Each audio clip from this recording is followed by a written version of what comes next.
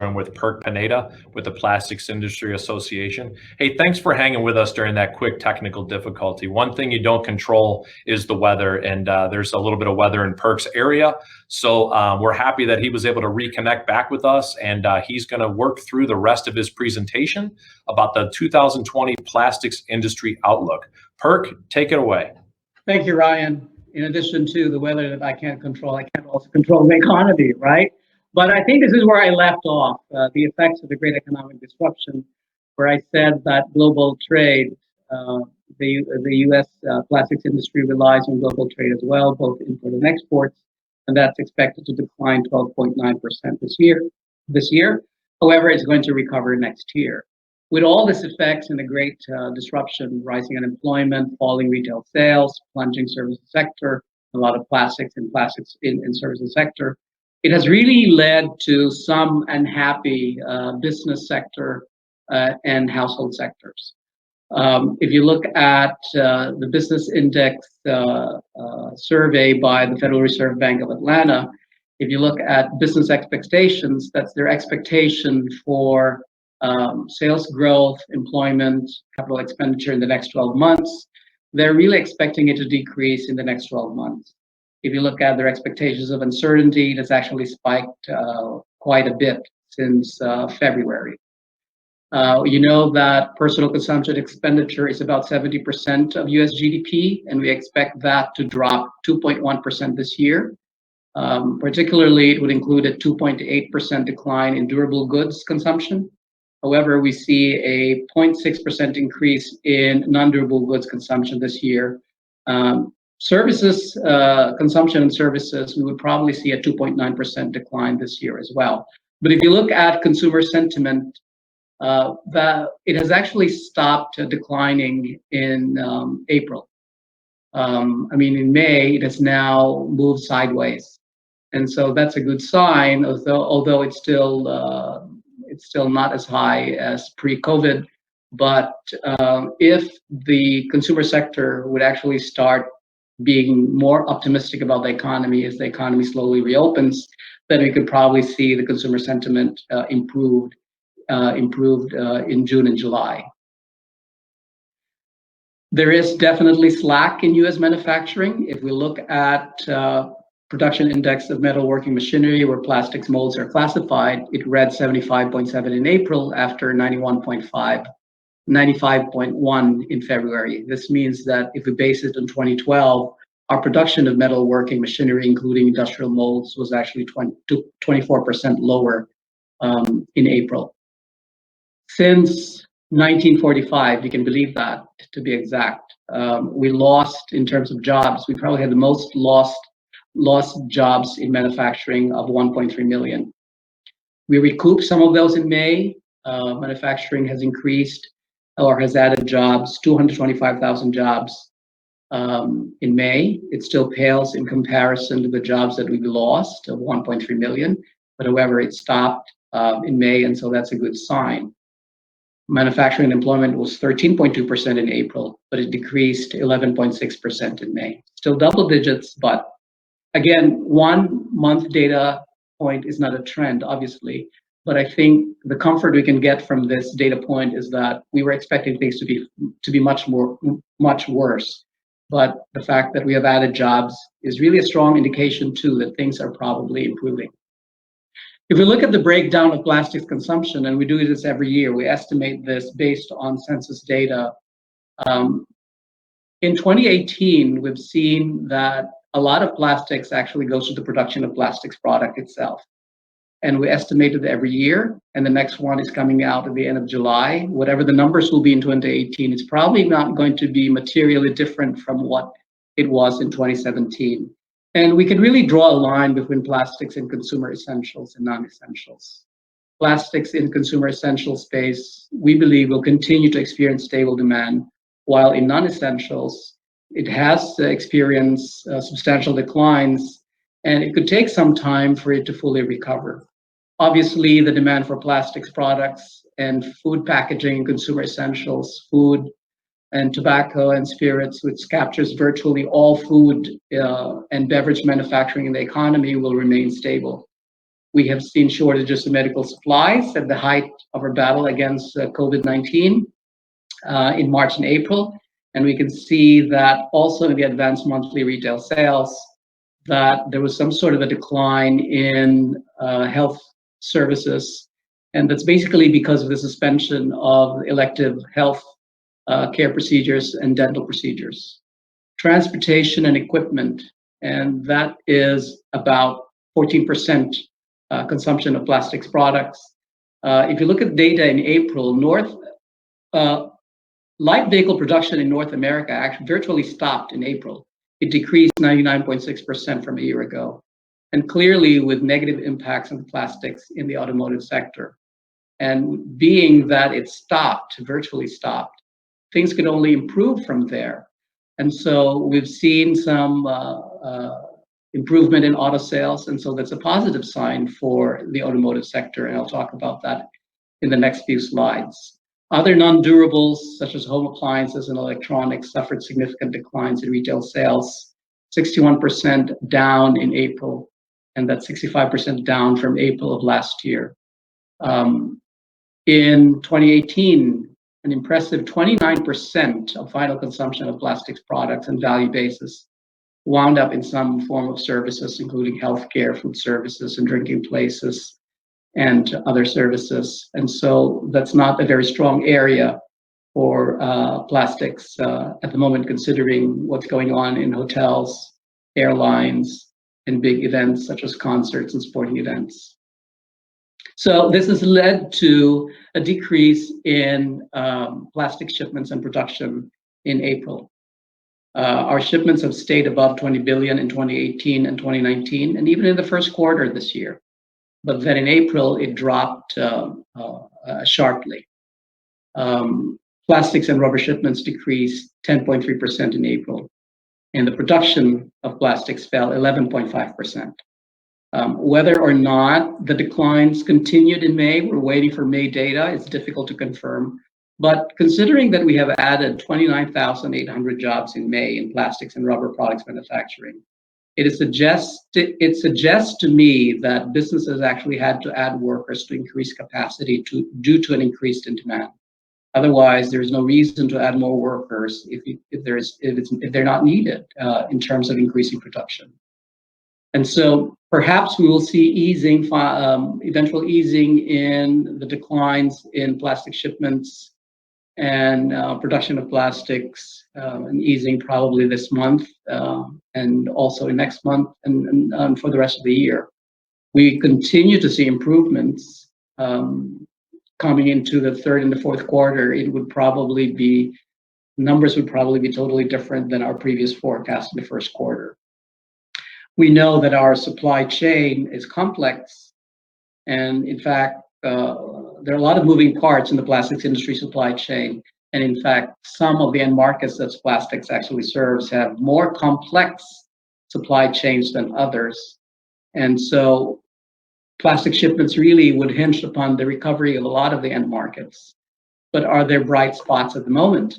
Well, some of the bright spots, as I've mentioned before, is the consumer essentials. You've seen an uptick in March and of retail sales in food and beverage and grocery stores, and that's because people were actually overstocking on things that they need while they're on lockdown. That practice has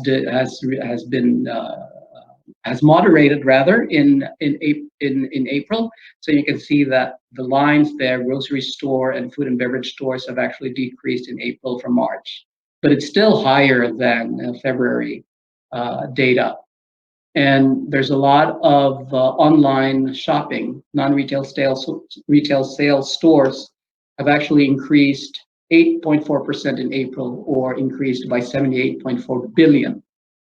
However, non-essentials, clothing and department store sales saw a 79% and 29% decline in retail sales respectively. Obviously, the payroll protection program has caused an increase in real disposable income in April. It increased 13.4%. The question, however, is consumers are not confident to spend them. And so we've seen savings rate increased in the first quarter. It was 9.6%, and that's up from 7.7% in December of last year. So this means that discretionary income in household sectors are currently being parked in the financial system. What then needs to happen is the banks will need to start lending out this money to keep the economy going, or until the consumers are actually more confident and start spending, particularly on non-discretionary items. So, and this is probably going to happen when the economy starts reopening little by little, because that will lead to demand in labor, and by extension, increase the demand for goods and services, and we will see savings rates starts to decline. And if that happens, we could really see that the economy is actually on track to going back into its pre-COVID-19 environment. Housing, if you look at the chart on residential and non-consumer spending, it has actually declined. And if you look at home sales, it's also in a downward trend. However, in May, we have added 464,000 jobs in construction. And so that's a plus that tells you that there's demand there as well. And so home building and non-residential building is beginning to come back. And in fact, it has been reported that restaurants are opening outdoor dining, and they have increased the demand for canopies and tents. So architectural fabrics using PTFE, PVC, and HDPE are in high demand. And so the demand for plastics used in consumer essentials also will be probably has increased and will continue to increase, considering that food and beverage stores actually added 43,500 workers in May. So again, there's demand there that needs to be serviced by more workers, and that's a positive. If we look at the automotive market, from the decline in auto sales, particularly in April of 8.7%, it improved to 12.2% in May. And so one can argue, well, that's probably drawing from inventory, right? So that doesn't really translate to increase in auto assemblies. If you look at the chart on auto assemblies, we don't have the May data yet. But considering that sales have actually gone up, so at least in terms of costly inventory buildup, that's an issue that's being addressed at the moment, or being diminished because of increase in auto sales. What the auto industry, automakers have to resolve in a short amount of time is actually to avoid cash burn. And so avoiding cash burn would mean suspending a lot of capital expenditures, furloughing workers, cutting down on non-essential spending. But if you see that retail sales have actually increased, there's actually data suggesting that inventory has actually gone down. And I believe this is being experienced by a lot of automakers, particularly Toyota North America. If we look at the demand for oil, also, I mean, the price of oil was negative in March. It is now positive. Minus 39 in March, now it's $39 a barrel. As of yesterday, WTI indicated that demand has improved significantly. So in this case, you can see that demand for gasoline, demand for oil probably follows a V-shaped recovery. Well, that for the jet fuel probably would be an L-shaped recovery, considering that we don't see a sharp rebound in the airline industry soon. But the sale of auto parts made of plastics and all other maintenance supplies that are bottled in plastics would probably start to increase also as automotive market activity continues to improve. This is one of the end markets where in reshoring discussion has actually come to light or has been discussed. And we should also remember that when we think about reshoring and looking at our supply chains, it's not really an easy topic to broach, particularly that if we look at the data, 95% of US motor vehicles imports comes from 16 countries. And in fact, about 80% or 79% of those actually come from top 5 countries: Mexico, Canada, China, Japan, and Germany. And it is important in auto assemblies, and you guys probably know this better than I do, that it's important for large parts or bigger items, such as door panels, they need to be closer to the assembly factory assemblies and assembly facilities. And finding multiple producers in short amount of time is actually going to be difficult. And so then there would probably be a lot of effects if there are shortages in supply. There's probably going to be a lot of effects in the contract injection molding manufacturing. One of the key drivers in contract injection molding manufacturing is new car sales. And so if you think about it, sales are not really moving, then there really is no need to build new inventory. Of course, you have the annual model cycle, but be that as it may, the projections of demand from the auto manufacturers would actually be changed depending on what the baseline numbers are going to be. You also see from the slide here that home building, consumer spending, industrial production are also demand drivers of injection molding manufacturing. And so they're not in the best shape at the moment. The dollar has been very strong until lately. And so that has made US products actually less competitive overseas, but it has weakened in recent weeks. And so that's going to make our products a little bit more competitive than other countries. But that is against the background of global trade that's actually expected to shrink this year. Plastic materials and resin prices, have continued also to decline. The forecast of revenue that I saw on contract injection molding manufacturing called for a 1.1% increase in revenue growth. And these were, by the way, pre-COVID estimates, 1.1% revenue growth this year and 1.2% next year. Are they going to be realized, or will we miss the targets? For me, I think we will miss the 2021 target, but there's a possibility that we could probably exceed the 1.2% revenue forecast for next year. And judging from the segmentation of contract injection molding, a substantial portion is really discretionary spending. So then a lot of it would really depend on how strong is our labor market. That would then encourage a lot of consumers and a lot of sectors of the household to go and spend on non-discretionary items, and that would really increase the revenue in contract injection molding manufacturing. As I said, we have some early signs of an upturn in from the economic disruption, the great economic disruption. We have added jobs, construction added jobs, auto and light truck sales have actually increased.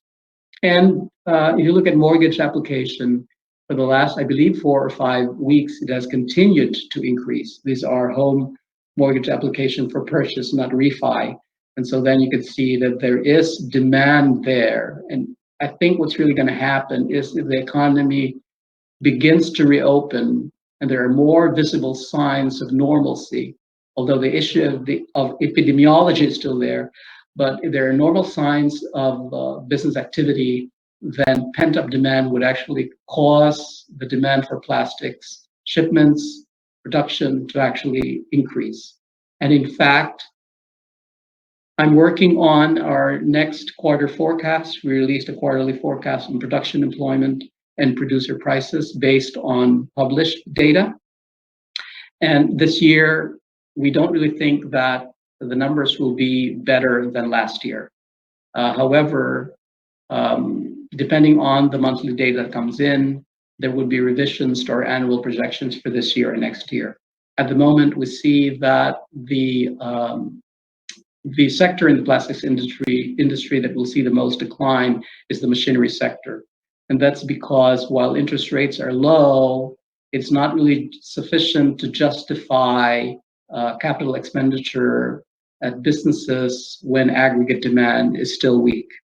And so the opportunities in the machinery space would probably be strong in auxiliaries, particularly those that contribute to production efficiency, that extends the life of the machinery, and also in maintenance and repair. Those are probably going to be strong sectors for the rest of the year until things begin to normalize in Q3 and Q4 and to a full recovery in next year. Obviously, trade is an important component of our industry. After all, the world is our market as far as plastics is concerned. Our trade balance, January to February year to date, compared to 2019, actually increased 50.5%. It'll be good if we have a trade balance that has actually improved dramatically, if that's because we exported more, but it looks like we exported less and we also imported less. And so that's the reason for the increase in trade balance. If we look at molds export, the US mold makers really continue to face competition from imports. And I don't think this is a secret. I think everybody knows about this. And if you look at the major players in terms of export markets, Mexico and Canada and China were the top three. But in terms of our sources of imports, and by country of origin, Canada and China and South Korea are in the top three. Incidentally, Plastics is coming up with a new publication called Molds for Plastics Monthly Trade Monitor. If you'd like a complimentary copy, you can email me or Russ Broom, and this is free to Plastics members, and there's a complimentary copy to non-members. And so we will be analyzing monthly trade data on molds, including month-over-month change, year-over-year change. It would include trends, it would include time series data, so then you could track molds trades on a monthly basis. So just email me if you want to get a copy.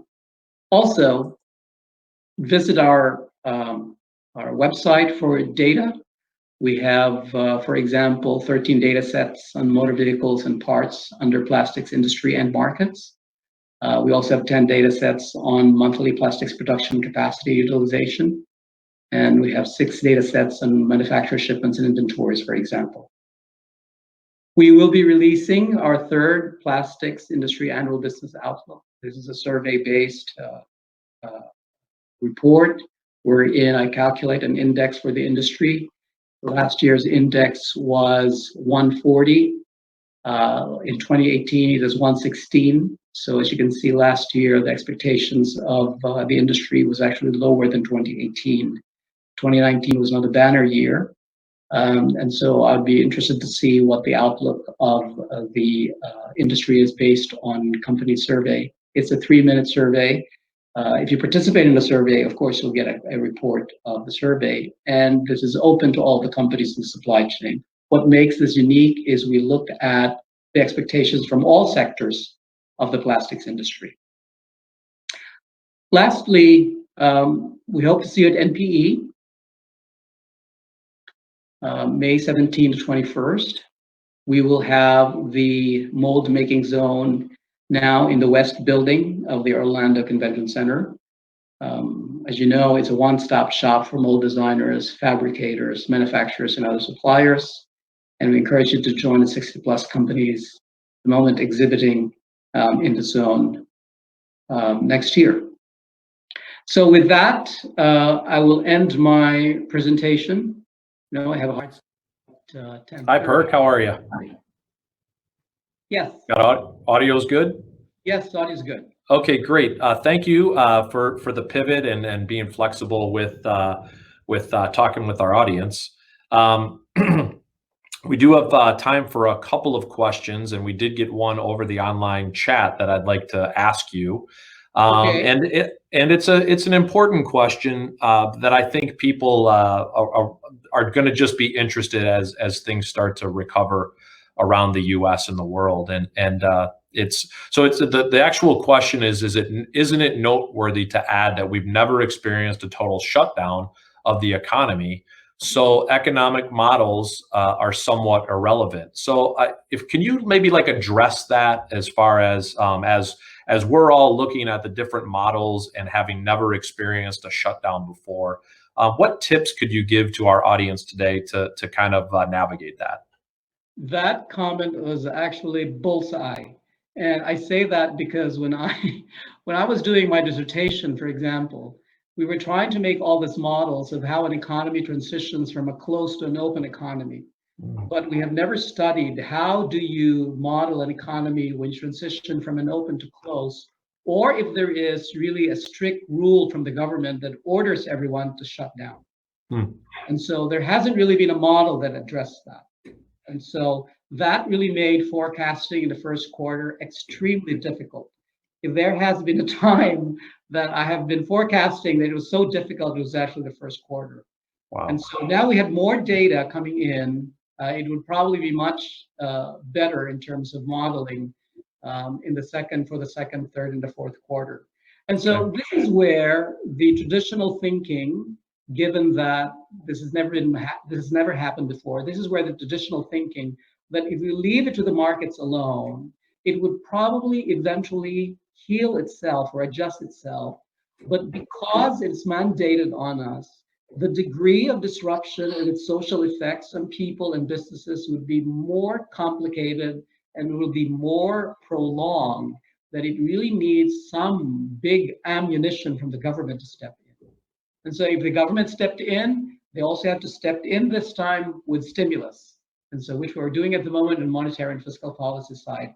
Otherwise, the activity in our economy would be so much uneven, particularly that some industries are more capital expensive than others. And in fact, you have seen now there's a lot of bankruptcies in retail, there's bankruptcies in some of the services sector, and this is really part of the economy trying to rebalance itself. But without assistance in terms of stimulus, fiscal, and monetary policy, those adjustments could take a long time and it would disrupt other sectors of the economy. Great. Thank you. Thank you for addressing that. I think that's a really great insight for all of us to take into effect.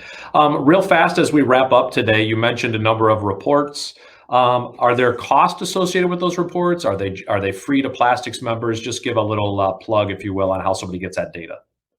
They're free to Plastics members. There are some publications that are free to non-members as well, but for the audience of Amerimolds, the new report that we're putting out, the monthly mold monitor for plastics molds, we're giving complimentary copies to. Oh, fantastic. Thank you. Yes.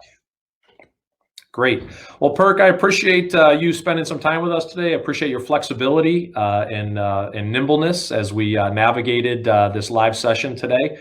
For those that want to connect with Perc, Perc's very active on Twitter. You've also got his email address there. And of course, you can go to plasticsindustry.org and connect with him there as well. Perc, thank you very much for participating in Amerimold Connects. And for those that are with us right now, we'll be back with you at 11 o'clock Eastern time for our next live session. Thank you, everyone.